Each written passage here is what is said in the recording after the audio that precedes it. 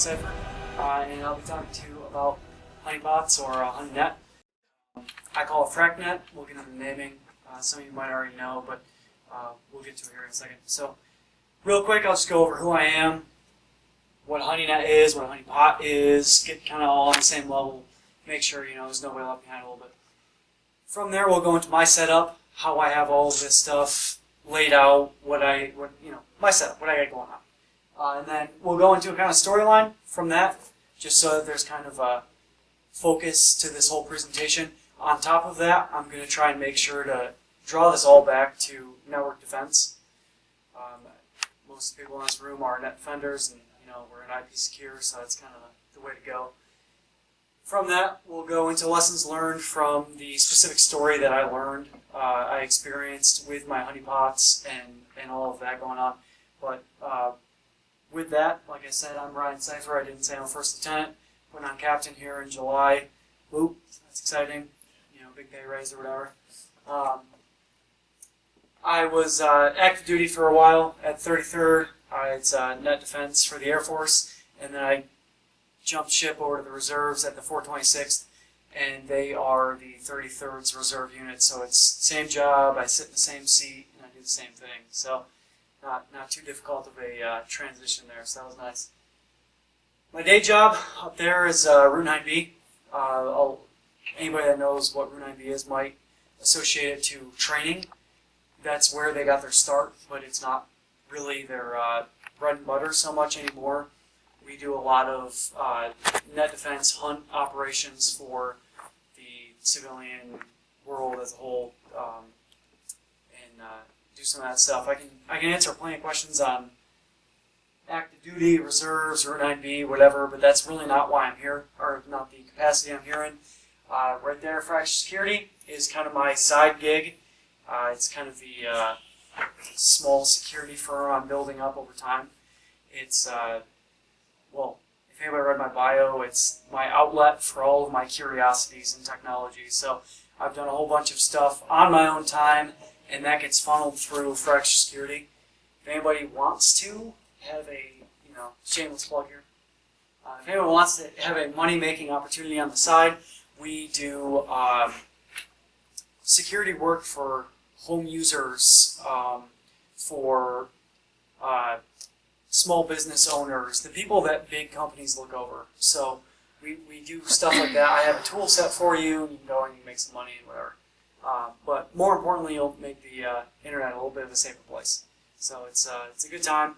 You get to learn a little bit, and maybe I'll bring you in on some of my other projects as you show interest. But anyways, check me out at fracturesecurity.com. But anyways, biggest thing right there at the bottom, to be dad. And when I say to be dad, I mean any minute now, to be dad. So there's this pretty blonde in the crowd. Let's not my wife. She's over 9 months pregnant. So if she starts hooting and hollering, we're getting out of here. I'm dropping the mic, and that's that. Also, if you hear me talking about spaghetti, that's our keyword. So if I bomb, I can just say spaghetti, and we'll just get out of here, and that's cool. We'll roll. But, it's the less word. The safe word. We don't want to know your safe word. Yeah, that's cool. So, without further ado, I do want to have this be a little bit of a conversation. So if you have questions, just holler them out. Let me know. We'll talk through them. If we get off base, I'll bring it right back. Don't worry. But a honey pot, everybody knows, is a pot that you put honey in. It's typically made out of glass or silver. So cool, done. Presentation over. We're set. It has nothing to do with cyber, right? Now, dictionary.com maybe didn't give us the best intro there. I'm glad everybody laughed at my honeypot joke. We'll work on those. We'll work on it, I promise. So the second definition, still a noun, but basically any computer system you put out there that is intentionally left vulnerable, and then logs everything, stores everything, and ideally will report back to some system, because what's the point, right? If you have a computer system logging everything, but you don't really have an easy way to access those logs or what it brings back, and we'll jump into some of the honeypots and you'll get a little bit of a better understanding of really what I mean, how tough it is if you don't have good access to those. So Honeynet, simple. It's a whole bunch of them, and as you can see, ideally they're centrally managed and and all that, so you can get all the logs and you can do things nicely. So jumping into my setup, I have 2 open source projects that I really leverage, really to do everything.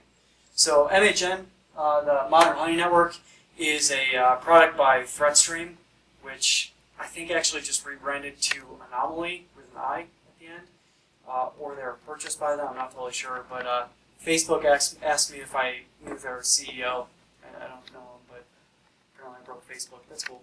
So, Modern Honeynet, what it does is you can install it on one computer, and it'll let you really easily deploy honeypots. So it'll give you a little script. You go over to your computer that you'd like to be a honeypot, copy and paste that script in. It'll go out, download everything, set everything up, and by the time it's done running in about 5 minutes, it's a honeypot. And it's sitting there, and again, we'll get into the specific honeypots I have, but it's listening and accepting whatever kind of malicious stuff that the bad guys want to throw at it. It also will give you a cool map and give you some good visualizations, some minor logging aggregation, but that's kind of where it starts to fall short a little bit, and that's where elk comes in. I actually think it should be lek, but elk is an animal, so they have a really easy mascot right there. So lek is not an animal, and we'll just quick roll through that real quick. Elasticsearch is a searching, algorithm that will aggregate data through Logstash, so you can send all of your logs in through Logstash from a whole bunch of computers around the internet. Maybe your honeypots, maybe your website, or whatever else. And then Elasticsearch will sit there, and it is a very efficient way to actually look through those logs. So if you guys are familiar with Splunk, which I know a lot of you are, it's kind of the free version of it.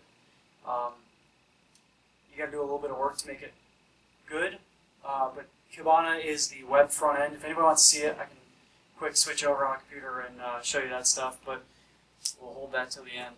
But so that's where I start to aggregate stuff, and that's where you can really get good metrics and good data on exactly how everything is interacting with your honeypots, keeping it to a honeypot level. Now to jump into my honeypots, I have Conpot. It's kind of like the oddball of the bunch. It is a ICS, Industrial Control System honeypot. It acts like not only just one ICS, but actually it can act as an entire ICS network. So you can go through its config files and say, this is an airport and it's managing lights and electricity and all this stuff, right? And lights run on electricity, that's cool. But so you can do that and have that going on over. And you have sewage going on over here. And as an attacker, if somebody gets into one of those, you can start to see how they pivot, move around, and do their thing within that ICS network, which is kind of nice because it gives you the idea, if you're defending an ICS network, oh, okay, well, they threw this exploit first. That was like their go-to, Maybe it's a 0 day if you get lucky on a honeypot. That is the one kind of caveat with honeypots, is most of the time you get the lower level stuff and not like the big dog stuff, because they wait. They wait to see if they need it. You start at your most simple tool. But go in, you see, okay, well, they use this exploit first, so we're managing our ICS network. Well, on the outside, we need to make sure that this is going to get blocked, because that looks like their go-to first shot, boom, into your network. And this is how they look to pivot, this is how they look to do this is how they look to do that. And you can signaturize and make your moves based off of that. So my Conpot is really simple, just one ICS, and it gets some really interesting stuff. China and Russia, shocker, are super into the ICS stuff, just big time. They just throw a whole bunch of stuff at it. Going into Dynea, that's how you pronounce that, right there, Dynea. Yeah, it's a whole lot of letters, just kind of like somebody threw it on the wall and it just stuck. But so Dynea is your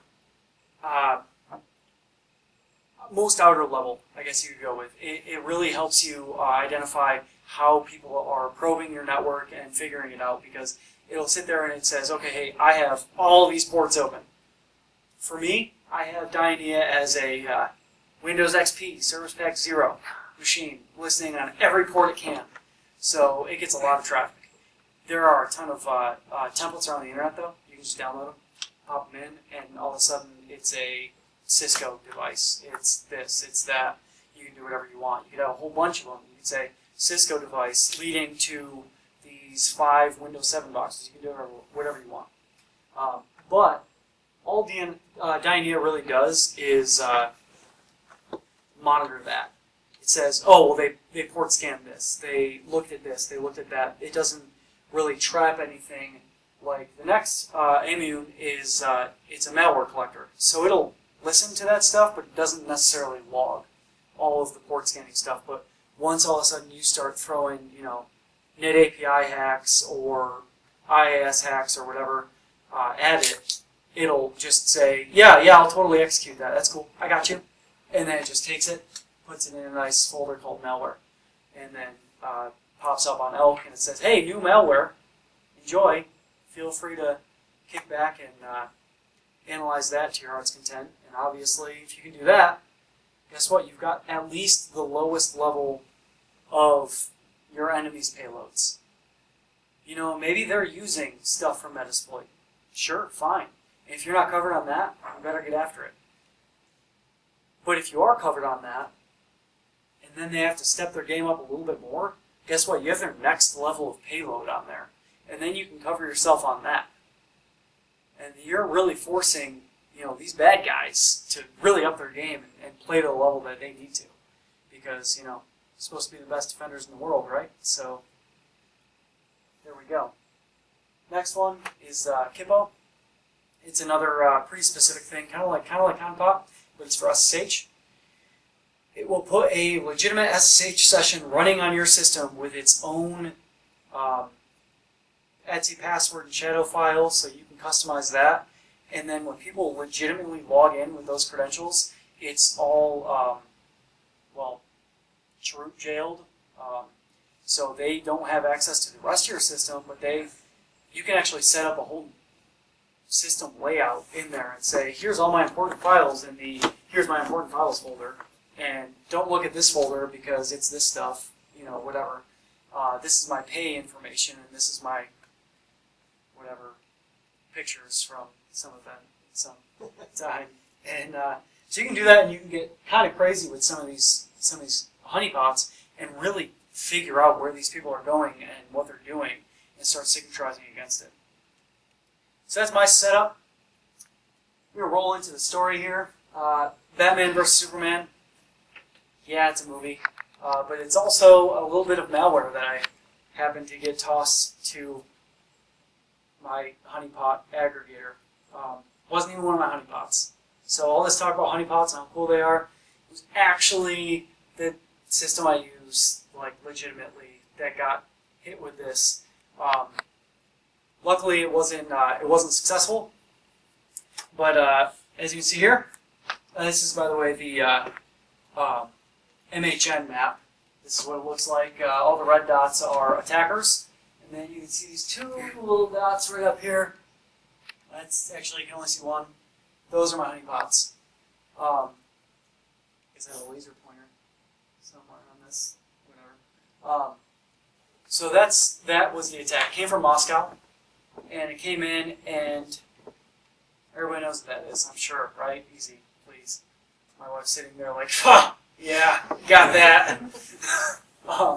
So typically when you get a 404, that's unsuccessful activity, right? I mean, it always is. But typically when you get a 404, it doesn't have all of this data with it. It's going to be something that's just kind of like, hey, can I have this home page or whatever, or this page from your website? And it's like, well, we don't have that, so 404. Sorry. Luckily for me, what a 404 meant in this case is, sorry, shell shock isn't going to work. This right here, sweet little bit, that is shell shock.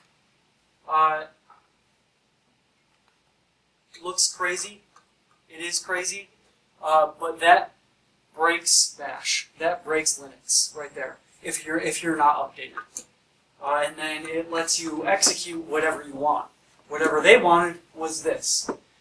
So they were executing a Perl script that would go out and, well, other than making a Batmobile directories, which, yes, go Batman. Apparently he's winning. There's no Superman stuff in here. But goes out and reaches to this IP address 4 times. 4 different ways, though, right? So you have your wget and other ways to go and download this file from another Russian IP, which I believe is actually in, I don't remember, but it's somewhere else in Russia, and it downloads the actual Batman vs. Superman script. So this is where the 404 happened.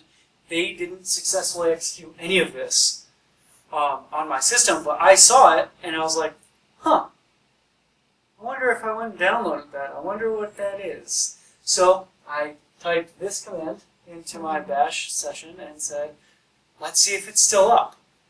And it was. So I downloaded Batman vs. Superman and kind of followed all of the rules, right? Like, just let's see how it's supposed to work. Let's see what's supposed to happen. And that I will urge you to step away from Batman vs. Superman for a second. I urge you as net defenders or anything to go into the logs, go through Splunk or whatever you have, and say, okay, all of this stuff is acceptable. For example, I run on WordPress. My website runs on WordPress. So a lot of the logs were getting filled with WordPress stuff. So I filtered all of that out, and I filtered my access out, and I found this. So take all of your logs and say, what's okay? I don't care. What's not is left.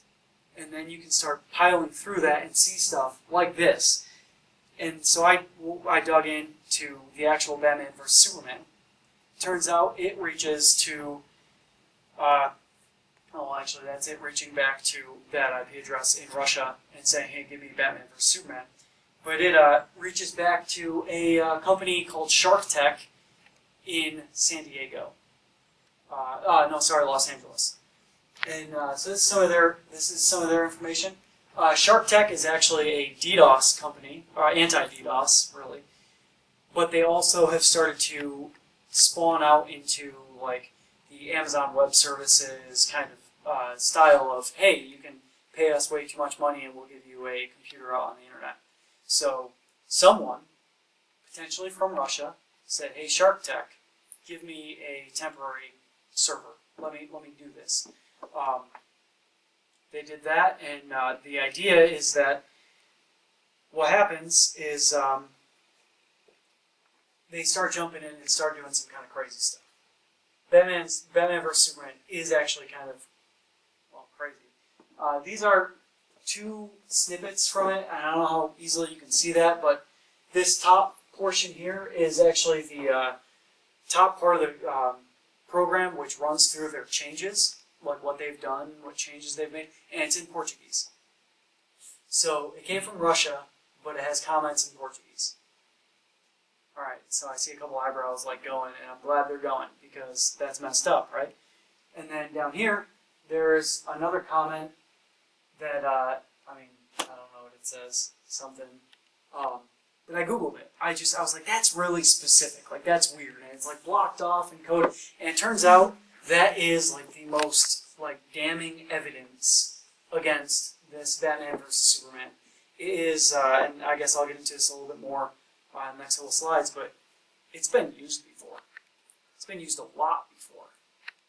And, and I guess actually, before I jump to that, there's like a handful of functions in the code that were just copy and pasted from the internet. Like I Googled the function name because I thought it looked really specific, and I was like, oh, this is somebody teaching somebody how to do something. It has nothing to do with malicious intent at all. So, getting eyebrows turning more. It's like, what are these people doing at all, right? So jumping into it, they tried to use IRC, go to Shark Tech, over port 80. So think about that, right? You're looking at your network traffic. They're just browsing the web, right? That's all that is. Now, if they went over 443 and did a secure connection, that'd be a lot better because you wouldn't really be able to see what was going on. But they're using IRC too, which I'll get to in some of the lessons learned, but like that's like some of the oldest technology in the book, right? They generate through the code. They generate a random name per session. So what ideally would happen is it's a botnet, right? It's called shellbot.py or Perl, sorry, and they would have every one of your computers calling back to this IRC channel, and they would say, do this maliciousness. And every single computer in that chat room would see that, parse it out, and say, oh, there it is, there's my command. I will execute this bad thing. Have all of my data. Take my money. Do this. Attack White House. Like, whatever, right? Do whatever you want. I thought what was funny is the two usernames in there. One was God, and the other one was Laris. I don't know what Laris is, but I just like the fact that they decided to use God as like their one like admin user, like going God mode on it and just saying, all right, everything God says we'll do. Like I said, they have shell access, so they just do whatever they want. They've got you at this point. Touched on it, but shellbot.perl is old. It's throwback to 2012, right? And that was the earliest I could find it. It probably existed before that. But guess what? This is a different beast. Shellbot.perl from 2012 was like 50 lines of code. This was like 350. It did all of this. There's actually there was a function in it that said stealth mode, and another one. Well, I don't know. It's maybe a little bit too vulgar for this room, but basically it just made everything look like it's not bad. So it was really interesting the lengths that these people have taken it. And there's actually a GitHub repo that I found that you can go out and you can like say, oh, here's my addition to Shellbot, and you can like it's like an open source project almost at this point, and you can go out and you can do whatever you want to it and like have a good old time, make it crazy. Do whatever you want. Steal bank account information. But, like I said, highly modified, used a lot. That's exactly it. Final bullet is unattributable. Some people might say, hey, it came from Russia. It's Russian. Right? Like, that's it. Guess what? All of my honeypots are in Canada. So, no, you're wrong. It's not from Russia.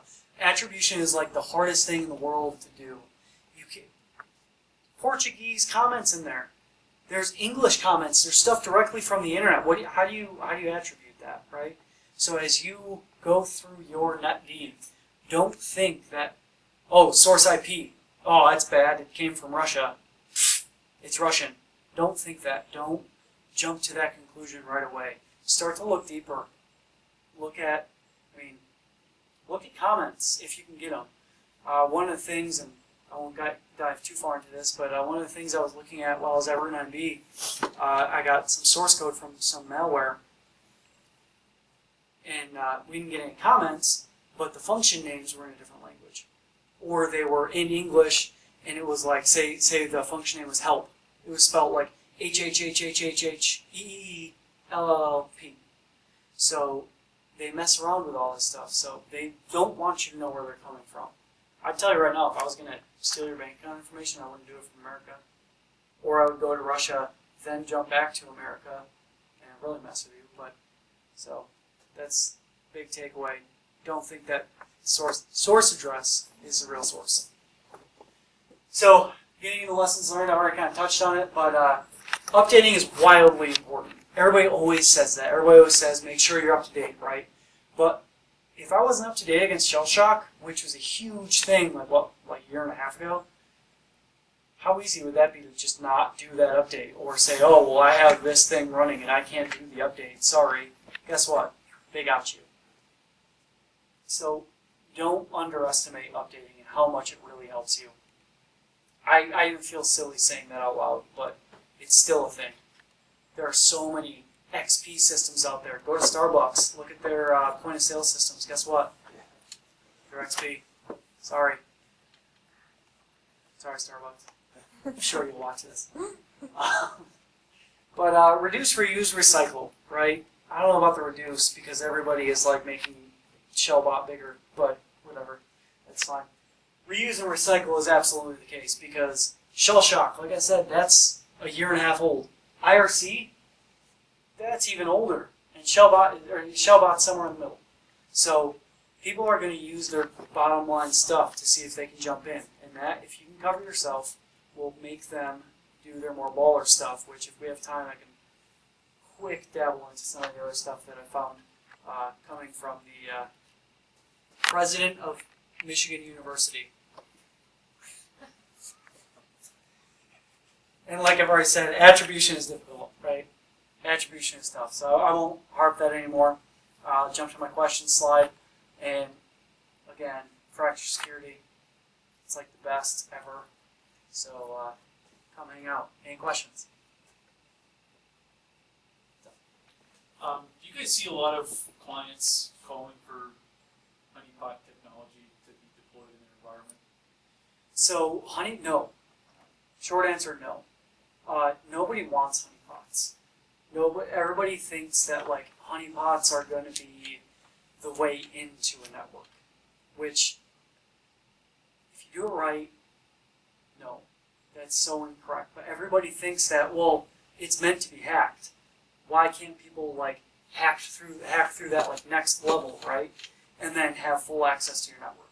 So that's like, it's like scared, a fearful technology, I guess. But I mean, if you do it right, it's not going to happen. You know, you can totally segment it off, and if some baller hacks through it, they would have got through anyway. So, no, there's nobody that asks for it, and that's kind of why I wanted to talk about this, because nobody wants it, nobody uses it, or they do in a very limited way. So, I wish they did. Any other questions? So, your scripts that create the honeypots, do you have like a specific script for each type of honeypot? Yeah, so, well, let me just tell you. In MHN, there's, it's a nice web interface, and you can just, there's a drop-down menu that you just click Dianea or Kippo or whatever, and it spits out the script. Okay. Copy and paste that to your system that will run that. Now, all of mine run on Ubuntu. That's actually mostly because MHN has scripts that are really easy to run on Ubuntu, so it's like, okay, easy decision there. But they all look like Windows systems. So that's kind of the other kicker, is that that's great. These ports are open, they're responding this way or whatever, but they're not even Windows systems, so I'm sorry, your binary is not going to run. But yeah, so that is very easy, and one of the things that MHN does very well. Awesome. Yeah. Anything else? Would it be okay if, when we put this up on the YouTube channel, YouTubers. people can come in and make their comments and respond to them? Comment away. Perfect. Yeah. Great. Just realized what door I opened to the internet. That's all. It's gonna get racist real bad. Yeah. Probably. Check Norris Guaranteed. teams. Guaranteed. Anything else? Can you talk a little bit more about your own staff? We had a USA person in Yeah. here assessing it last time. So. Was that Jessica Hazelwood. oh. Not what I thought it was. Okay. So yeah, do you have any specific questions No. about it? No, unless anyone else does, I really don't. I'm just curious what you're using, how you're using Yeah, it. okay. And the cost of it, because I heard that's like open source. So yeah, Elk is open source. You have log aggregators, and you can have those split out. Well, okay, so it starts with Logstash.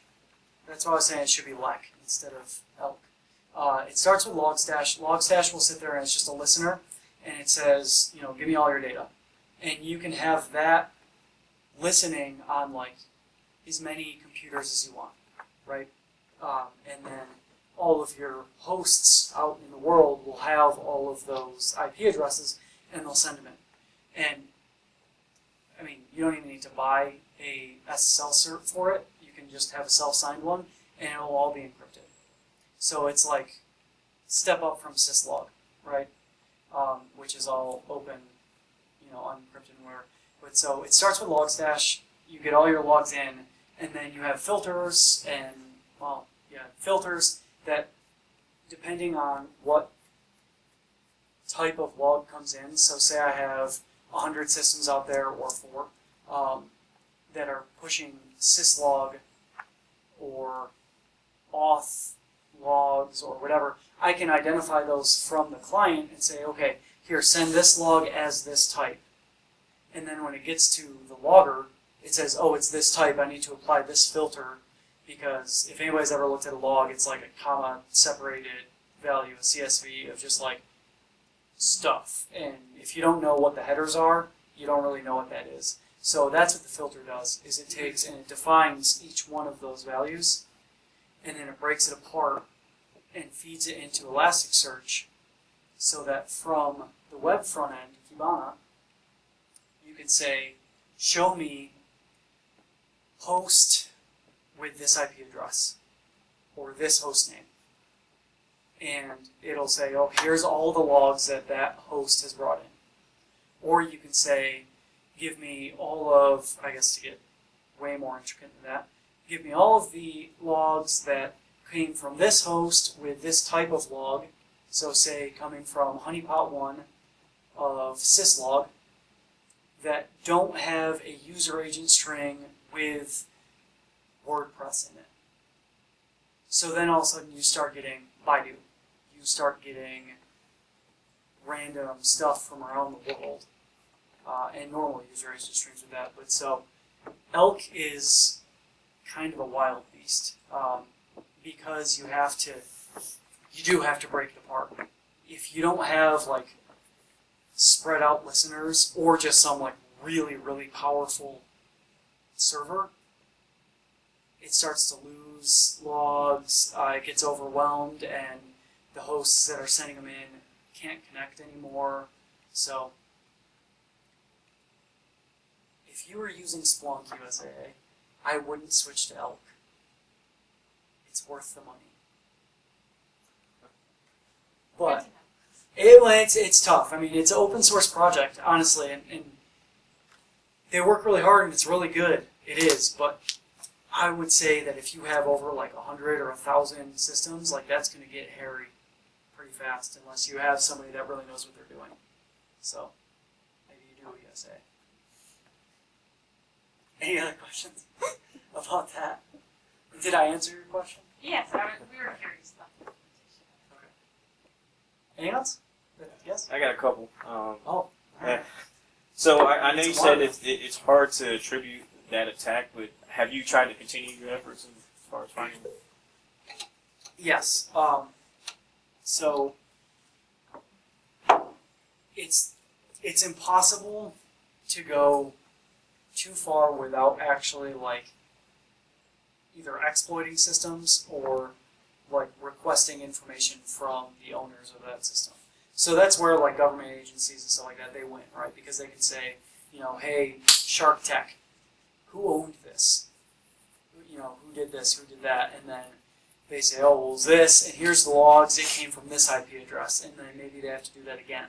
But for me, I couldn't even really go to Shark Tech. That was pretty much where my search stopped. So, yeah, I tried. I tried to see if there was anybody that, like, in the wild is using Shark Tech. I'd never even heard of them. But, no, so that pretty much died there. If they weren't coming from Russia, though, because it seemed like kind of not a stat I dropped, but they tried it to do that request that was forwarded 129 times in 3 seconds. So they were trying real hard, and then realized they were failing, so they just moved on to the next. So that's right there shows like, sorry, you're not too good at what you do. But the other thing is Batman vs Superman did have, that code had, or it was downloading also from Russia. So I would say that starts to draw, attention towards Russia, but it's still, I mean, I could just have 2 different servers in Russia and whatever, but what else do you have? I think you just answered it. You said Okay. they're not too good. I was just going to ask, in your opinion, do you think it was a sophisticated attack? No, and honestly, based off of that stat of how many times they tried that fast, no. If somebody really wanted to get in, they would never try it like that. It wouldn't happen. Like, and Probably that's just another bot out somewhere. yeah, exactly. That's what I'm thinking. I think I got a good sample, but not necessarily from a like big time source. So I did a lot of research on the actual Batman vs Superman, and the fact that movie just came out, it has to be pretty new, unless it's some like real old school dude that like read comic books and stuff like that and said, "Oh, I love this, so we're going to do that." But in my mind, not the case. And in all my research for like the hash of it and even actually the name of it, none of it showed up anywhere. So it was pretty new sample, but still not a huge find. Last one. Last one. So this is actually pretty good stuff, especially for somebody like me that's pretty junior in the career field. Would you mind presenting that to the 426 sometime on the weekend? Because I think it will help motivate them and help them understand. Yeah, no, I could do that. And I can Yeah. also I could dive in, not quite get with the generic stuff in the beginning, but I could also jump into what I stumbled across after finding this with the president of Michigan attacking me. So Awesome. I feel like I should call him. He'll probably say something too. But his computer's hacked. Anything else? Is that it? Very good. Thank you.